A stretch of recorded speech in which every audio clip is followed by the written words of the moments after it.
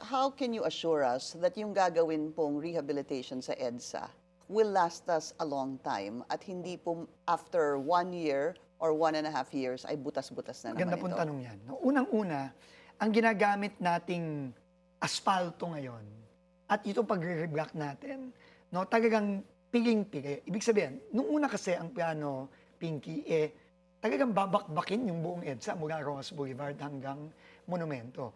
Yan, tinanggihan ng Pangulo yan. Sabi niya, find a better way para hindi naman mahirapan ng mga kababayan natin and find better technologies that other countries are using already. So, yan ang pinilit natin gawin. No?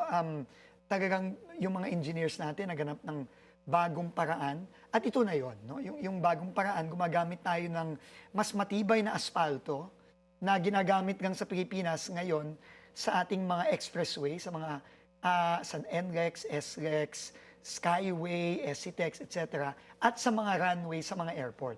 First time natin ginamit itong asphaltong ito sa ating mga Is it normal national roads. I'm assuming it's more expensive than the It's a usual. little more expensive, pero dahil nga nagbaba din tayo ng presyo ng ibang mga materyales, actually, mas mababa.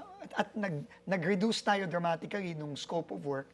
Yung original na 17 billion na budget para dyan, tingin ko pas 5 billion lang, o wala pang 6 billion okay. ang gagastusin natin for the entire stretch of it. Northbound and southbound. Both. And Both how yan. long is that supposed to last? Ang sinasabi sa atin, minimum 5 years.